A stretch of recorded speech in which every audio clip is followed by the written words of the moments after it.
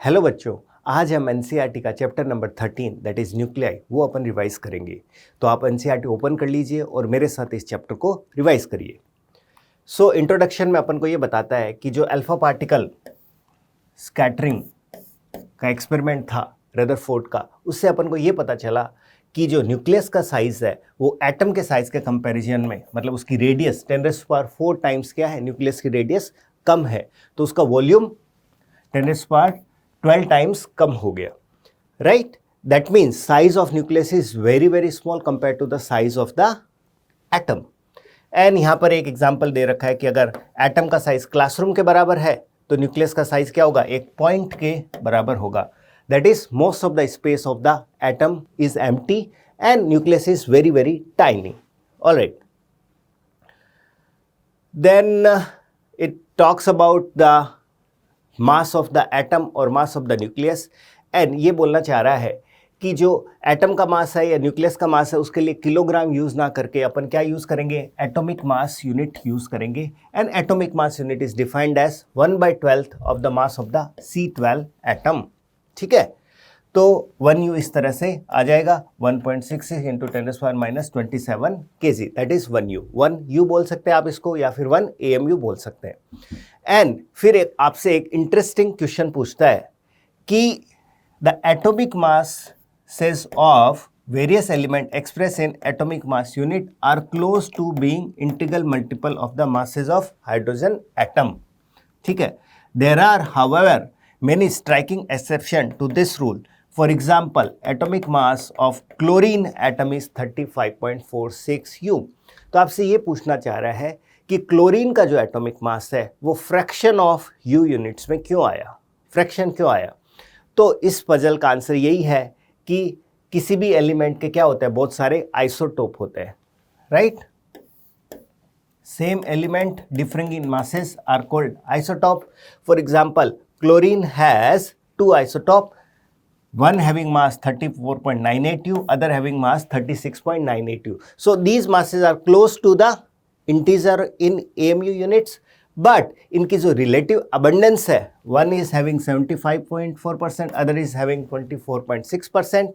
And जब अपन इसका average atomic mass calculate करेंगे तो वो नंबर क्या आएगा, 35.47 U। जब आप पीरियोडिक टेबल दैट इज आपके स्टडी टेबल के सामने लगी रखी होगी, उस पर अगर आप देखेंगे क्लोरीन का मास तो वो ये नंबर होगा, क्योंकि आप जब भी कोई क्लोरीन का सैंपल लेंगे उसके अंदर 75.4% आपको ये वाला आइसोटोप मिलेगा एंड 24.6% ये वाला आइसोटोप मिलेगा। ऑलराइट, उसके बाद एनसीईआरटी में बात करते हैं डिस्कवरी ऑफ न्यूट्रॉन। तो आपको ये पता होना चाहिए कि न्यूट्रॉन की डिस्कवरी किसने की थी, जेम्स चैडविक ने की थी 1932। कैसे की थी, जब उन्होंने क्या किया था, अल्फा पार्टिकल का बम्बार्डमेंट बेरिलियम न्यूक्लियाई पे किया था, राइट। तो उसकी इक्वेशन कुछ इस तरह से होती है, beryllium is bombarded with alpha particle, okay, and this will give you carbon 12 plus neutron. आप चेक कर सकते हो कि इक्वेशन बैलेंस है या नहीं है। 9 + 4 13, 12 + 1 13, 4 + 2 6, 6 + 0 6, इक्वेशन बैलेंस है। तो बेरिलियम न्यूक्लियाई पर जब अपन अल्फा पार्टिकल का बम्बार्डमेंट करते हैं तो अपन को क्या मिलता है, कार्बन 12 एंड साथ ही साथ न्यूट्रल रेडिएशन। तो इन रेडिएशंस का नाम उस समय न्यूट्रल रेडिएशंस दिया गया। बाद में जेम्स चैडविक ने एनर्जी एंड मोमेंटम की कैलकुलेशन करके पता लगाया कि ये जो न्यूट्रल रेडिएशन है इनका mass close to mass of proton होना चाहिए और चार्ज इनका क्या होना चाहिए, 0 होना चाहिए। सो this is how the neutron was discovered. ये बात आपको समझ में आ गई। एंड फिर ये इस्टेब्लिश हो गया था कि न्यूक्लियस के अंदर प्रोटॉन के साथ साथ न्यूट्रॉन भी रहते हैं, ये बात भी इस्टेब्लिश हो गई थी। यहाँ पर एक और बात अपन को समझनी है कि free neutron unlike A free proton is unstable.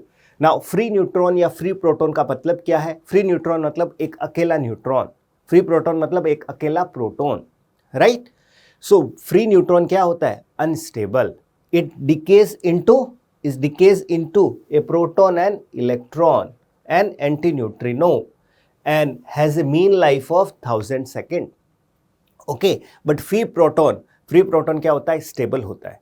तो आपको ये भी जानना जरूरी है कि न्यूट्रॉन कब स्टेबल होता है। न्यूट्रॉन जब न्यूक्लियस के अंदर होता है, न्यूक्लियॉन्स के साथ होता है, तब वो न्यूट्रॉन स्टेबल होता है। अकेला न्यूट्रॉन जब भी होगा वो क्या होगा, प्रोटॉन और इलेक्ट्रॉन में डीके हो जाएगा, और उसका हाफ लाइफ आपको पता है, right. So this is our symbol of or notation of a nucleus ZXA, and Z is the atomic number, that is the number of protons, N is the neutron number, and A is the mass number, that is total number of nucleons. उसके बाद अपन आगे चलते हैं, and NCERT is talking about the size of the nucleus. Now size of the nucleus का जो first estimate है वो अपन को मिला था रदरफोर्ड के alpha particle scattering, right, by gold foil. उसी एक्सपेरिमेंट से अपन को मिला था, एंड उन्होंने जो क्लोजेस्ट अप्रोच निकाली थी अल्फा पार्टिकल की न्यूक्लियस से, क्लोजेस्ट अप्रोच निकाली थी, that came out to be around 4 × 10⁻⁻14 metre. इससे लगभग उनको ये पता चला कि न्यूक्लियस की जो रेडियस होगी वो अराउंड फेम्टोमीटर में होनी चाहिए।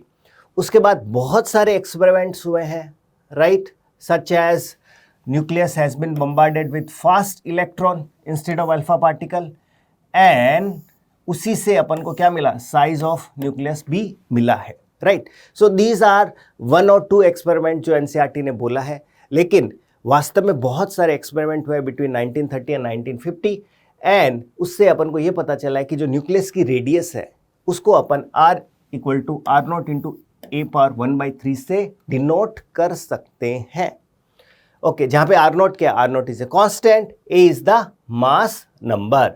समझ में आ गया, A is the mass number, जो अपन ने अभी थोड़ी देर पहले डिस्कस किया था। R0 is some constant. अगर अपन वॉल्यूम निकालने की कोशिश करें, what is volume? Volume of nucleus is 4/3 πr³। जब आप इसको कैलकुलेट करेंगे, R की वैल्यू वो पुट करेंगे तो 4/3 πr⁻³ इंटू A। वॉल्यूम किसके प्रोपोर्शनल आ गया बेटा? मास नंबर के प्रोपोर्शनल आ गया। तो वॉल्यूम मास के प्रोपोर्शनल आ गया, so what will be the density of nucleus? Density is mass upon volume, right. What is density? Mass upon volume. Volume भी मास के प्रोपोर्शनल है, मास तो मास ही है, राइट। सो जब आप वैल्यू पुट करेंगे तो A कैंसिल हो जाएगा, और A कैंसिल होने का मतलब क्या होता है कि डेंसिटी जो आएगी that will be independent of which nuclei you are talking about. समझ में आ गया? Density of all nuclei is same, density for nuclear matter is always constant. ये बात आपको समझ में आनी चाहिए, राइट। आप यूरेनियम का न्यूक्लियाई लो, आप आयरन का न्यूक्लियाई लो, सबकी डेंसिटी सेम है। जबकि अगर आप यूरेनियम का एटम लेंगे, और आप आयरन का एटम लेंगे, तो उन दोनों की डेंसिटी में क्या आएगा बेटा? डिफरेंस आएगा। ये बात आपको समझ में आ रही है, ठीक है। तो इन्होंने एग्जाम्पल ले रखा है एनसीईआरटी ने, और डेंसिटी कितनी है? 10⁻17 kg/m³। This is a very very huge number. 10⁻17 kg/m³ is a really huge number. And इस तरह की डेंसिटी न्यूट्रॉन स्टार्स में देखने को मिलती है। And what is neutron star? It is like a giant nuclei, okay, in the sky. That's what it is talking about. Now we talk about mass energy, right? And we know the famous Einstein relationship, that is E = mc². That mass is also a kind of energy, and energy contained in m mass is E = mc². Okay, now आपको ये समझना चाहिए इस mass energy equivalence से कि अगर m मास को मैं कंप्लीटली एनर्जी में कन्वर्ट कर दूं, तो उतनी एनर्जी रिलीज होगी, दैट इज mc²। पीछे कुछ भी नहीं बचना चाहिए, सारा मास किस में कन्वर्ट हो जाना चाहिए? एनर्जी में कन्वर्ट होना चाहिए। तो यहाँ पर इन्होंने एग्जाम्पल लिया है कि 1 ग्राम मास के अंदर कितनी एनर्जी है। तो 1 gram mass of course SI unit में कन्वर्ट कर लिया, तो अराउंड 10⁻14 जूल एनर्जी आ रही है। This is a really huge amount of energy, right. So क्या हम मास को एनर्जी में कन्वर्ट कर सकते हैं? Yes, not in day to day life, but this energy mass equivalence is seen in nuclear reaction. ये बात यहां पे लिख रखी है। Experimental verification of Einstein energy mass relationship has been achieved in study of nuclear reaction. Among nucleons. तो वहाँ पर क्या होता है कि एक तरफ रिएक्टेंट्स होते हैं, दूसरी तरफ प्रोडक्ट्स होते हैं, तो प्रोडक्ट के मास में कमी आती है और वो मास में कमी किस में कन्वर्ट हो जाती है बेटा? एनर्जी में कन्वर्ट हो जाती है। तो अपन आगे पढ़ेंगे and that is the next section and that is how we calculate the binding energy of the nucleus. ठीक है, तो बाइंडिंग एनर्जी ऑफ न्यूक्लियस अपन कैलकुलेट करते हैं। तो यहां पे इन्होंने एक एग्जांपल ले रखा है कि oxygen 16 nucleus. Now oxygen 16 nucleus right has 8 protons and 8 neutrons. अब बात यहां पर ध्यान से समझना, इसके पास क्या है? 8 proton, sorry, it has 8 proton and 8 neutron. तो one of the way is to calculate the mass of nucleus is कि आप 8 प्रोटॉन का मास अलग से निकाल लो, आप 8 न्यूट्रॉन का मास अलग से निकाल लो। ठीक है, 8 प्रोटॉन का मास, 8 न्यूट्रॉन का मास, इन दोनों का मास ऐड कर देंगे तो हमारे पास किसका मास आ जाएगा? न्यूक्लियस का मास आ जाएगा। दूसरा तरीका है कि क्या आप मास स्पेक्ट्रोस्कोपी से एटम का मास निकाल सकते हैं? यस, आप मास स्पेक्ट्रोस्कोपी से एटम का मास निकाल सकते हैं, जो कि आपकी पीरियोडिक टेबल है उसके अंदर जो मास दे रखा है वो एटम का मास है, राइट। और उसमें से अगर आपने किसका मास निकाल लिया? इलेक्ट्रॉन का मास निकाल लिया, माइनस कर दिया, तो आपके पास किसका मास आ जाएगा? Mass of the nucleus. Now we have measured the mass of the nucleus from 2 methods. पहला मेथड क्या था? आपने 8 प्रोटॉन और 8 न्यूट्रॉन का मास ऐड कर लिया, that is called expected mass. This is something you expect, right. But observed mass और experimental मास वो होता है कि आपने एटम का मास लिया और उसमें से आपने क्या किया? एटम का मास कैसे कैलकुलेट किया था? मास स्पेक्ट्रोस्कोपी से, और उसमें से आपने किसका मास रिमूव कर दिया? आपने इलेक्ट्रॉन का मास रिमूव कर दिया, तो दैट इज कॉल्ड एक्सपेरिमेंटल मास। तो एक्सपेक्टेड मास इतना आया एंड एक्सपेरिमेंटल मास इतना आया, दोनों का मास डिफरेंस क्या कहलाता है? Mass defect. हिसाब से अगर मास डिफेक्ट 0 आता, इसका मतलब कोई एनर्जी रिलीज ही नहीं होती, यस और नो। बट अपन को पता है कि 8 प्रोटॉन और 8 न्यूट्रॉन अलग अलग स्टेबल है या फिर वो ऑक्सीजन के न्यूक्लियस में ज़्यादा स्टेबल है। We know that oxygen nucleus is more stable. That means जब ये 8 प्रोटॉन और 8 न्यूट्रॉन दैट इज 16 न्यूक्लियॉन्स आपस में मिलेंगे और ऑक्सीजन का न्यूक्लियस बनाएंगे, what will happen?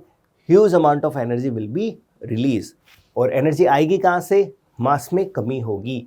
That means expected मास जो होगा वो हमेशा ज़्यादा होगा एक्सपेरिमेंटल मास से। आप देख सकते हो एक्सपेक्टेड मास कितना लिख रखा है इन्होंने? 16.12744 U एंड एक्सपेरिमेंटल मास इन्होंने कितना लिख रखा है? 15.999053। तो एक्सपेरिमेंटल मास हमेशा क्या होगा? कम होगा, और वो मास में कमी किस में कन्वर्ट हो जाएगी? एनर्जी में कन्वर्ट हो जाएगी। और यही आइंस्टीन का एनर्जी मास इक्विवेलेंस है। समझ में आया? जितनी ज़्यादा एनर्जी रिलीज होगी दैट मीन्स उस न्यूक्लियस की बाइंडिंग एनर्जी उतनी ही ज़्यादा होगी। ये बात आपको समझ में आई? सो फॉर ऑक्सीजन 16 राइट, हम क्या कर रहे हैं? बाइंडिंग एनर्जी कैलकुलेट कर रहे हैं। So it is the same example, right, NCERT ने दे रखा है। एंड ये आपको पता होना चाहिए कि जब अपन U इंटू सी स्क्वायर करेंगे तो उसकी वैल्यू 931.5 मेगा इलेक्ट्रॉन वोल्ट होती है। ठीक है, आप रफ कैलकुलेशन के लगभग आप इसको 930 लेके यूज कर सकते हैं। तो एनर्जी कितनी आई? 127.5 मेगा इलेक्ट्रॉन वोल्ट। अच्छा, ये दूसरी बात क्या कहना चाह रहा है कि जब अपन ऑक्सीजन न्यूक्लियस को उसके कॉन्स्टिट्यूएंट्स में तोड़ना चाहेंगे, ऑक्सीजन न्यूक्लियस को उसके कॉन्स्टिट्यूएंट्स में तोड़ना चाहेंगे, तो अपन को कितनी एनर्जी लगेगी? 127.5 mega electron volt. Alright, now the next thing is what is the measure of stability. क्या ज़्यादा बाइंडिंग एनर्जी होना इसका मतलब ये होता है क्या कि न्यूक्लियस ज़्यादा स्टेबल है? नहीं। Measure of stability is binding energy पर nucleon. A useful measure of binding energy between constituent of nucleus is the binding energy per nucleon. That is, आपकी जो भी बाइंडिंग एनर्जी आई उसमें किसका भाग दे दो? नंबर ऑफ न्यूक्लियॉन्स का भाग दे दो। एंड आपको ये समझ में आना चाहिए, जिस न्यूक्लियस की बाइंडिंग एनर्जी पर न्यूक्लियॉन ज़्यादा होगी, जिस न्यूक्लियस की बाइंडिंग एनर्जी पर न्यूक्लियॉन ज़्यादा होगी, वो न्यूक्लियस ज़्यादा स्टेबल होगा। ये बात समझ में आ गई? Now the next thing is nuclear binding energy curve, right. इसको अपन पढ़ते हैं। वाई एक्सिस पे बेटा यहाँ पर क्या प्लॉट कर रखा है? बाइंडिंग एनर्जी पर न्यूक्लियॉन। क्या प्लॉट कर रखा है? बाइंडिंग एनर्जी पर nucleon, that is binding energy divided by number of nucleons. And x axis पे क्या है यहाँ पर? नंबर ऑफ न्यूक्लियॉन्स और mass number, that is the same thing. Okay, now ये ग्राफ आपको क्या समझाना चाहता है ये अपन देखते हैं। ये ग्राफ आपको बोलता है कि binding energy per nucleon is practically constant in A30 to 170, मतलब इस रीजन में binding energy per nucleon is almost constant. ठीक है, ऑलमोस्ट कांस्टेंट है। इस रीजन में बाइंडिंग एनर्जी पर न्यूक्लियन क्या है, कम है, और इस रीजन में बाइंडिंग एनर्जी पर न्यूक्लियन कम है। ये बात आपको समझाना चाह रहा है। It is constant in this region and it is small in these region, A less than 30 and A greater than 170। ये बात आपको समझ में आ गई। And it is maximum for iron 56 nuclei and इसके लिए वैल्यू कितनी है 8.75 मेगा इलेक्ट्रॉन वोल्ट। ठीक है, ये मैक्सिमम है आयरन के लिए। बेसिकली अगर आपसे कोई पूछे कि who is the most stable nuclei, right, so that answer is going to be iron 56 nuclei. Okay, and ये बाइंडिंग एनर्जी जो अपन ने सीखी है ये अपन को इंसाइट देगी इनटू द न्यूक्लियर फोर्स। इसी बाइंडिंग एनर्जी से अपन क्या करेंगे, न्यूक्लियर फोर्स के बारे में जान पाएंगे। बिकॉज ये बाइंडिंग एनर्जी आफ्टर ऑल है किसकी, न्यूक्लियर फोर्स की तो है। जब न्यूक्लियॉन्स आपस में मिले थे, जब न्यूक्लियॉन्स आपस में मिले थे और न्यूक्लियस बनाया था तो एनर्जी रिलीज हुई थी। उसी एनर्जी का नाम क्या है, binding energy. So this binding energy is coming from the nuclear force only. And what is it telling about the nuclear force? The first observation is this. We can draw conclusion from these observations. तो पहला conclusion क्या है? The force is attractive and sufficiently strong to produce binding energy of few mega electron volt per nucleon. Per nucleon के लिए अगर binding energy mega electron volt में आ रही है, that means force is really strong. Nuclear force is really strong. तभी तो वो क्या कर पाता है, न्यूक्लियॉन्स को एक टाइनी वॉल्यूम में क्या कर पाता है, बांध के रख पाता है। And constituency of binding energy in the range A30 to 70 is a consequence of fact that nuclear force is a short range force. Nuclear force क्या है, शॉर्ट रेंज फोर्स है, तभी बाइंडिंग एनर्जी पर न्यूक्लियर उस reason में क्या थी, constant थी। नाउ आपको ये बात समझनी है कि ये जो पूरा लिखा हुआ है यहाँ पे पैराग्राफ, ठीक है, थोड़ा सा कॉम्प्लिकेटेड लैंग्वेज में लिखा हुआ है, और उस पूरे पैराग्राफ का क्रक्स समरी यही है कि nuclear force is a short range force. ये बात आपको समझ में आ गई। ये इस तरह से कहना चाह रहा है कि जब अपन और न्यूक्लियॉन्स ऐड करते हैं तो बाइंडिंग एनर्जी पर न्यूक्लियॉन बढ़ नहीं रही है। इसका मतलब क्या है, न्यूक्लियर फोर्स क्या हो गया, सैचुरेट हो गया, और it is a short range force. जो तीसरा और फोर्थ ऑब्जर्वेशन है वो आप इस तरह से समझने की कोशिश करो कि हैवी न्यूक्लियस है 240 और इसकी बाइंडिंग एनर्जी पर न्यूक्लियन क्या है, कम है, तो ये स्टेबल होना चाहता है, और इसको स्टेबल होने के लिए क्या करना पड़ेगा, दो भागों में टूटना पड़ेगा। तो जब ये दो भागों में टूटता है तो इसकी जो binding energy per nucleon product की है वो बढ़ जाती है and it becomes more stable. In this process it releases energy. आपको पता ही है केमिस्ट्री में क्या होता है कि जब कोई भी एक रिएक्शन होती है, प्रोडक्ट ज़्यादा स्टेबल है रिएक्टेंट से, that means it is a exothermic reaction, that means energy has been release. तो इस प्रोसेस में एनर्जी रिलीज होती है। This process is called fission, right. Fission के अंदर क्या होता है, एक हैवी न्यूक्लियाई दो छोटे न्यूक्लियाई में टूटता है। इसका उल्टा प्रोसेस है फ्यूजन। फ्यूजन में क्या होगा, दो लाइट न्यूक्लियाई जुड़कर एक बड़ा न्यूक्लियाई बनाएंगे, again energy will be release.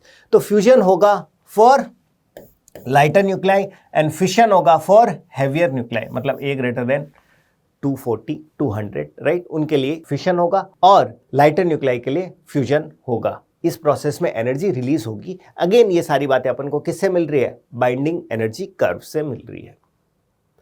All right, and binding energy curve से ऑफ कोर्स अपन को न्यूक्लियर फोर्स के बारे में भी पता चल रहा है। तो न्यूक्लियर फोर्स के बारे में अपन जल्दी से देख लेते हैं कि न्यूक्लियर फोर्स बहुत स्ट्रॉन्ग फोर्स होना चाहिए, क्योंकि इसकी जो बाइंडिंग एनर्जी पर न्यूक्लियन है वो कितनी आ रही है, 8 मेगा इलेक्ट्रॉन वोल्ट। इसका मतलब this force is responsible for binding the nucleons in a very tiny nuclear volume, and it should overcome the repulsion between the positively charged protons.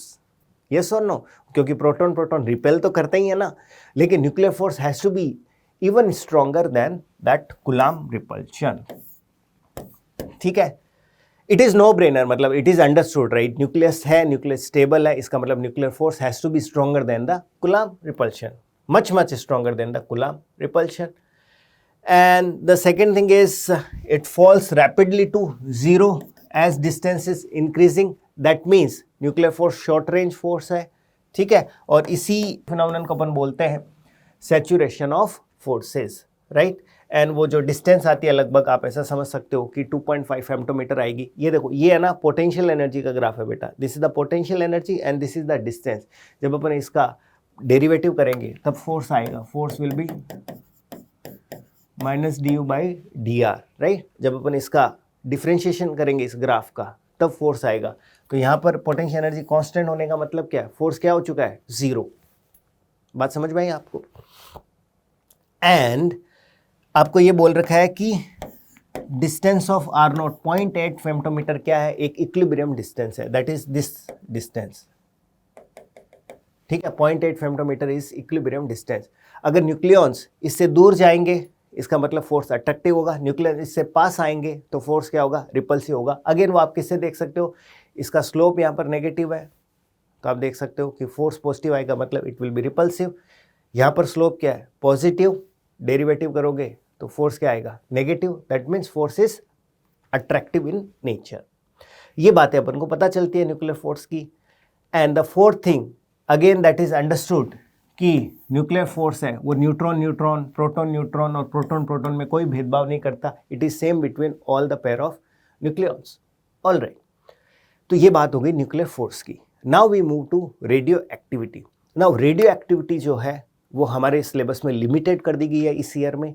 तो आपको at least basic idea होना चाहिए radio activity का. तो radio activity discover किसने की थी? Henri Becquerel ने, by pure accident in 1896 in Paris. And radioactivity nuclei दिखाते क्यों है? To become stable. See there are nuclei which are unstable and they want to become more stable. So how can they become more stable? By showing radioactivity. Radioactivity comes in three variety, that is alpha decay, beta decay and gamma decay. Alpha decay में क्या होता है? Helium nucleus 2He4 emit होता है unstable nuclei से, spontaneous emission होता है.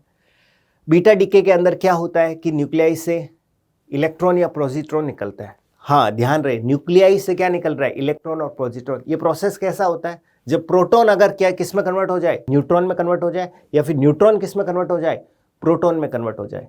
Proton neutron में कन्वर्ट हो जाए या फिर न्यूट्रॉन प्रोटॉन में कन्वर्ट हो जाए तो बीटा डिके होता है और न्यूक्लियस से अपन को इलेक्ट्रॉन या पॉजिट्रॉन मिलता है. और गामा डिके क्या होता है? हाई एनर्जी फोटॉन्स होता है. जब न्यूक्लियस जो डॉटर न्यूक्लियाई बनता है रेडियो एक्टिविटी में, वो अगर एक्साइटेड स्टेट में बनता है तो जब वो ग्राउंड स्टेट में आता है तो वो एक फोटोन एमिट करता है. That high energy photon is called gamma decay. ठीक है, ये बात आपको समझ में आनी चाहिए. ये तीनों डीके आपको याद रहने चाहिए.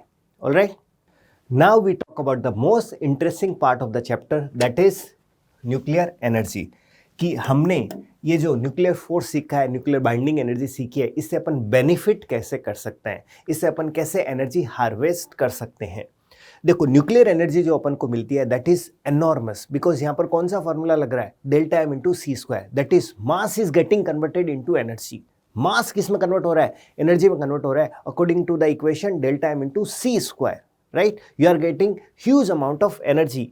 एंड जब अपन कोल से एनर्जी बनाते हैं, दैट इज कोल को बर्न करके एनर्जी बनाते हैं, तो उसमें केवल और केवल अपन को केमिकल बॉन्ड की एनर्जी मिलती है. राइट, यहां पर अपन को किसकी एनर्जी मिलेगी? न्यूक्लियर फोर्स है ना, उस फोर्स की एनर्जी मिलेगी. That is going to be really really huge. तो यहां पर इन्होंने एक एग्जाम्पल दे रखा है कि अगर मैं 1 kg यूरेनियम का फिशन करूंगा, 1 kg यूरेनियम का फिशन करूंगा तो कितनी एनर्जी आएगी? 10⁻14 जूल.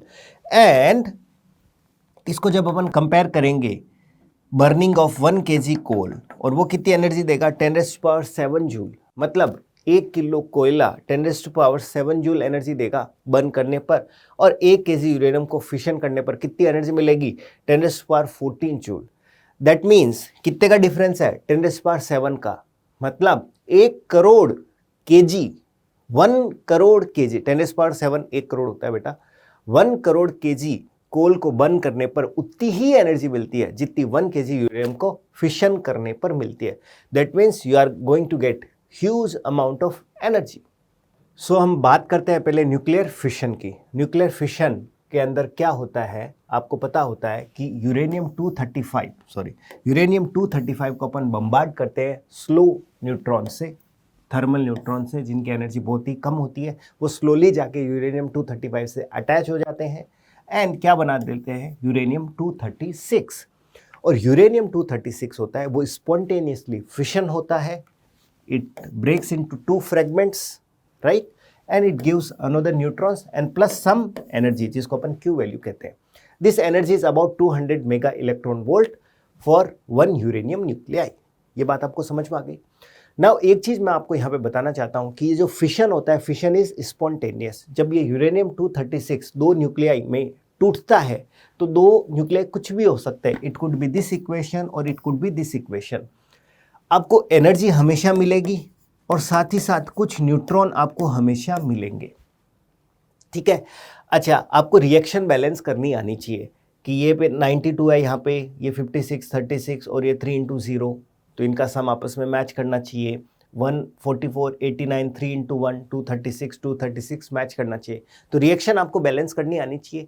बस आपको इतना समझना है कि when it spontaneously fissions, right, it could break into 2 fragments and that 2 fragment can be anything, right, लेकिन वो होंगे मिडल वेट न्यूक्लियाई होंगे, साथ ही साथ न्यूट्रॉन मिलेंगे और वो न्यूट्रॉन वापस से आपको पता है कि चेन रिएक्शन में रियूजेबल हो सकते हैं। एंड जो एनर्जी रिलीज होगी पर यूरेनियम न्यूक्लियाई वो कितनी होगी, 200 मेगा इलेक्ट्रॉन वोल्ट। बस इतना ही ध्यान रखना है। और अगर आपसे पूछा जाए कि 1 केजी यूरेनियम में कितनी एनर्जी रिलीज होगी फिशन करने पर, तो आप उसको यूनिटरी मेथड से कर सकते हैं, यस और no, right. So this was nuclear fission and the next thing we talk about is nuclear fusion. Nuclear fusion से अपन एनर्जी हार्वेस्ट कर सकते हैं। तो जनरली ये कहाँ पर पॉसिबल होता है, स्टार्स में पॉसिबल होता है। न्यूक्लियर फ्यूजन से एनर्जी कहाँ पॉसिबल हो पाता है, स्टार्स में पॉसिबल हो पाता है, जैसा कि सन के अंदर होता है। सन के अंदर प्रोटॉन प्रोटॉन साइकिल से एनर्जी बनती है, right, and that proton proton cycle is given here, right. तो प्रोटॉन प्रोटॉन साइकिल सन के अंदर चलता है एंड उससे अपन को एनर्जी मिलती है। आपको बस ये ध्यान रखना होता है कि सन के अंदर जो भी प्रोटॉन प्रोटॉन साइकिल चलता है उसके अंदर 4 hydrogen atoms combine to form 1 helium atom and release 26.7 mega electron volt of energy. 4 hydrogen atom एक हीलियम एटम बनाते हैं और कितनी एनर्जी देते हैं, 26.7 MeV एनर्जी देते हैं। Again you can do the calculation using unitary method. Alright, now यहाँ पे I think I wanted to cover one more thing कि फ्यूजन जो होता है, फ्यूजन के लिए अपन को क्या करना पड़ेगा, 2 प्रोटॉन्स को पास में लाना पड़ेगा, ठीक है, 2 प्रोटॉन को पास में लाना पड़ेगा। बट प्रोटॉन प्रोटॉन आपस में क्या करते हैं, कूलम्ब फोर्स के कारण एक दूसरे को रिपेल करते हैं, ठीक है। तो उस रिपल्शन को ओवरकम करने के लिए अपन को एनर्जी देनी पड़ेगी।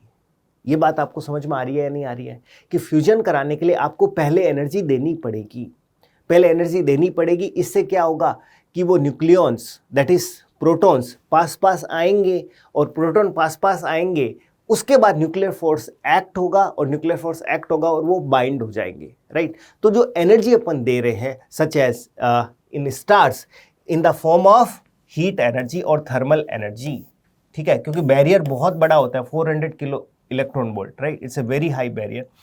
तो अपन एनर्जी दे रहे हैं with the help of thermal energy, और उसके लिए टेम्परेचर क्या चाहिए होता है, टेम्परेचर बहुत हाई चाहिए होता है, इसलिए इसका नाम क्या होता है, थर्मोन्यूक्लियर फ्यूजन। आप केमिस्ट्री से अंडरस्टैंड करना चाहते हो तो आप ऐसा समझ सकते हो कि फ्यूजन के लिए अपन को सबसे पहले एक्टिवेशन एनर्जी देनी पड़ेगी, and once you give that activation energy, fusion हो जाएंगे न्यूक्लियॉन्स एंड उसके बाद एनर्जी रिलीज होगी and that energy will be much more than what was given before. Is this clear, right. And अपन को ये भी पता है कि जब भी न्यूक्लियर रिएक्शन में एनर्जी रिलीज होती है, इसका मतलब मास में क्या आती है, कमी आती है, मास में कमी आती है। दैट मीन्स कि जो सन है, क्या सन का जो हाइड्रोजन है, सन का हाइड्रोजन खत्म हो जाएगा एक दिन, यस, सन का हाइड्रोजन एक दिन खत्म हो जाएगा and after that sun will die, so that is what going to happen, but it will take 5 billion years, अभी तक उसमें काफ़ी टाइम, इसका मतलब अपन को नीट एग्जाम तो उससे पहले देना ही पड़ेगा। Now last point that is being talked in NCERT is controlled thermonuclear fusion. What is controlled thermonuclear fusion? मतलब अपन लेबोरेटरी में अर्थ पर क्या करने की कोशिश कर रहे हैं, फ्यूजन रिएक्शन से एनर्जी बनाने की कोशिश कर रहे हैं। नाउ यहाँ पर क्या होता है कि you have to have really high temperature, that is 10⁸ kelvin. तो इसके कारण जो मैटर रहता है वो किस स्टेट में रहता है, प्लाज्मा स्टेट में रहता है। फिर ऐसे कंटेनर्स भी नहीं होते हैं जो इतना टेम्परेचर हैंडल कर सके, तो इस प्लाज्मा को अपन क्या करते हैं, इलेक्ट्रिक और मैग्नेटिक फील्ड की मदद से वैक्यूम में सस्पेंड कराते हैं और फिर रिएक्शन कराते हैं। So those are called tokamak design and we are researching on that direction, right. ऐसी बात कर रहे हैं। Now this is the summary, right? So anyway, if you had time to go through whole chapter, right, then it's good. But if you didn't have time to go through whole chapter, at least go through the summary point. मैं आपको फिर से बोलता हूँ, summary में लगभग 80 to 90% of the NCERT cover हो जाती है if you do the summary and points to ponder. So let's go through the summary and points to ponder. Right? पहला पॉइंट क्या कहता है, atom has a nucleus, nucleus is positively charged, the radius of nucleus is smaller than the radius of atom by a factor of 10⁴, and 99% of mass of atom is with the nucleus, right? क्या introduction में यही लिखा था। उसके बाद अपन ने बात की थी एटॉमिक मास यूनिट की बात की थी, that is 1/12 of mass of carbon 12 atom. Then neutral particle neutron की बात करी थी, जिसका मास लगभग किसके बराबर होता है, प्रोटॉन के बराबर होता है। देन अपन ने जेड एक्स सिंबल की बात करी थी, what is Z, Z is number of proton, what is A is total number of nucleons, और proton plus neutron, a minus z is neutrons, right. And isotopes की बात करी थी, एवरेज एटॉमिक मास की बात करी थी अपन ने। Then radius of nucleus from various experiment came out to be r0 a⁴, जहाँ पे r0 कांस्टेंट है, और डेंसिटी आपको पता है कांस्टेंट आई थी न्यूक्लियर मैटर की, independent of which nucleus it is, that is 10⁻17 kg per meter cube, and nuclear force is a short range force and it does not distinguish between neutrons and protons. Then we talk about mass defect. This is expected mass and this is experimental mass. उन दोनों का difference क्या कहलाता है, mass defect, और वो जो mass defect हुआ वो किस में कन्वर्ट हो गया, एनर्जी में कन्वर्ट हो गया, इंटू c² करेंगे तो बाइंडिंग एनर्जी आ जाएगी, right. Binding energy is always in the range of 8 mega electron volt per nucleon for A30 to 170। And again ये अपन ने बात करी थी, है ना, कोल और न्यूक्लियर एनर्जी को अपन ने कंपेयर किया था, तो energy associated with nuclear process are about million times, million मतलब 10 lakh, larger than the chemical process. फिर अपन को पता है Q value of the reaction क्या होती है, Q value of the reaction होती है final kinetic energy minus initial kinetic energy बोल सकते हैं, या फिर initial mass minus final mass into c² कर सकते हैं, बिकॉज जो भी एनर्जी रिलीज होती है, ठीक है, एक्सोथर्मिक रिएक्शन में जो भी एनर्जी रिलीज होती है वो किसको मिलती है, प्रोडक्ट्स को इन the form of kinetic energy मिलती है। And the last thing is radio activity. Radio activity is a phenomenon in which nuclei of given species transform by giving out alpha, beta और gamma rays, right? वो transform कर जाता है for stability. Alpha rays are helium nuclei, beta are electron और positron, gamma rays are electromagnetic radiation of high energy or very short wavelengths. And the next thing is energy, nuclear energy released कब हो सकती है, जब एक बड़ा nuclei दो भागों में टूटेगा, दैट इज फिशन, और दो लाइटर न्यूक्लियाई बड़े न्यूक्लियाई बनाएंगे, दैट इज फ्यूजन। यस और no? And it says the fusion is the way sun generates its energy. Next we talk about points to ponder, तो इससे जल्दी से गो थ्रू हो जाता है। पहला पॉइंट क्या कहता है, density of nuclear matter is independent of size of the nucleus. समझ में आ रहा है, density is independent of A. Mass density of atom does not follow this rule. ये बात भी सही है, एटम की डेंसिटी सबके लिए अलग अलग होगी, ठीक है ना। आप वाटर के एटम्स लेंगे, आप आयरन के एटम्स लेंगे, सबकी डेंसिटी अलग अलग होगी, लेकिन न्यूक्लियर मैटर की डेंसिटी क्या है, independent of size of the nucleus. All right.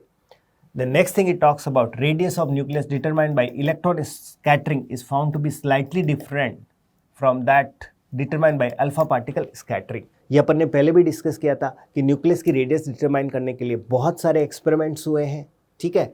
उनमें से अल्फा पार्टिकल स्कैटरिंग भी एक्सपेरिमेंट है, इलेक्ट्रॉन स्कैटरिंग भी एक्सपेरिमेंट है, and everybody will give some different result. एंड अगर स्टेटमेंट में आ जाए, असर्शन रीजन में आ जाए, तो आपको याद रखना है कि this is because electron scattering senses the charge distribution of the nucleus, whereas alpha and similar particle senses the nuclear matter. Because alpha भारी होता है, वो न्यूक्लियर मैटर को सेंस करेगा, और इलेक्ट्रॉन हल्का होता है तो it will sense the charge, वो आसानी से डिविएट हो सकता है. Then it is talking about Einstein energy mass equivalence, right. तो ये बोलना चाह रहा है कि अब अपन ऐसा नहीं बोल सकते जब अपन न्यूक्लियर रिएक्शंस की बात कर रहे हैं कि मास अलग से कंजर्व होगा और एनर्जी अलग से कंजर्व होगा, ऐसा नहीं बोल सकते. Energy and mass are tied together. So whenever you talk about energy equivalence, we should talk energy mass equivalence in the case of nuclear reaction. We have to speak of unified law of conservation of mass and energy. ये बात आपको समझ में आ गया. The next point is nature of binding energy. Curve shows that exothermic nuclear reaction are possible, yes, when two light nuclei fuse or heavy nuclei breaks into or fission into intermediate masses. ये आपको पता है. Fusion और fission की बात कर रहा है. एंड फ्यूजन के लिए अपन को इनिशियल एनर्जी देनी पड़ेगी, इनिशियल एक्टिवेशन एनर्जी देनी पड़ेगी, इसलिए fusion requires high temperature to overcome the Coulomb potential barrier. And ये एक इम्पॉर्टेंट पॉइंट है, ये अपन को डिस्कस करना चाहिए डिटेल में. Although the binding energy curve is smooth and slowly varying, it shows peaks at nuclide helium-4, oxygen-16, and this is considered as evidence of atom-like shell structure in nuclei. ठीक है, इसको अपन समझने की कोशिश करते हैं. अगर आपको बाइंडिंग एनर्जी कर्व पता है, तो वो कुछ इस तरह का था बेटा. यहाँ पर ये जो पीक्स है, सो दिस पीक्स अगर आप जाके वहाँ पे देखेंगे, ये हीलियम के लिए था, ये कार्बन के लिए था, ये ऑक्सीजन के लिए था. More specifically, it was carbon 12, oxygen 16, helium 4. Now ये occasional peaks क्या बताती है कि ये जो न्यूक्लियस है, ये न्यूक्लियस ज़्यादा स्टेबल है कंपेयर टू देयर नेबर्स. समझ में आ रहा है? हीलियम 4, कार्बन 12, ऑक्सीजन 16, इनकी बाइंडिंग एनर्जी पर न्यूक्लियन अपने नेबर्स से ज़्यादा है. इसका मतलब they are more stable compare to their neighbours. And it is giving evidence that shell like structure जैसा कि एटम के अंदर होता है. रीज़न इज दिस कि एटम के जो भी इनर्ट गैस कॉन्फ़िगरेशंस होते हैं, आपको पता है इनर्ट गैसेस, राइट, क्या वो मोर स्टेबल होती है compare to other elements? Yes, they are more stable. तो वैसे ही ये न्यूक्लियस, देखो दोनों में फ़र्क है, एक तो एटम की बात हो रही है और दूसरा न्यूक्लियस की बात हो रही है. तो ये जो न्यूक्लियस है, ये न्यूक्लियस ज़्यादा स्टेबल है कंपेयर टू अदर न्यूक्लियाई. ये बात आपको समझनी है. एंड इस पॉइंट में किसकी बात कर रहा है? Particle and anti particle. Positron क्या है? एक एंटी पार्टिकल है. What is anti particle? जिसका मास सेम एज पार्टिकल होता है लेकिन चार्ज उसका उल्टा होता है. तो positron is anti particle of electron. तो पॉजिट्रॉन का mass is same as electron, but उसका चार्ज क्या होता है? Plus e. इसका माइनस ई होता है, इसका प्लस ई होता है. और जब पार्टिकल और एंटी पार्टिकल आपस में मिलते हैं तो they annihilate into energy, and that energy is release in the terms of gamma ray photons. Alright. Again radioactivity is the way to become stable for unstable nuclei by showing alpha, beta and gamma rays. यही बताने की कोशिश कर रहा है. और साथ ही साथ यहाँ पर दो बातें बता रखी है, 1:1 और 3:2. What is 1:1? दैट इज छोटे न्यूक्लियाई में जो प्रोटॉन्स और न्यूट्रॉन का रेशियो होता है वो ऑलमोस्ट 1:1 होता है. जैसे आप देख सकते हो 2He4, 6C12, 8O16, 8 proton 8 neutron, 6 proton 6 neutron, 2 proton 2 neutron. तो छोटे न्यूक्लियाई में प्रोटॉन और न्यूट्रॉन का रेशियो जनरली 1:1 रहता है. लेकिन जैसे जैसे न्यूक्लियस बड़ा होता जाता है तो आपको मोर नंबर ऑफ न्यूट्रॉन्स चाहिए होते हैं to overcome the Coulomb repulsion. तो वहाँ पर न्यूट्रॉन की संख्या बढ़ जाती है compare to protons, right? So this is what it is talking about. And this is it. So I hope आपने ये चैप्टर अच्छे से रिवाइज किया मेरे साथ, and wish you very best for your exam.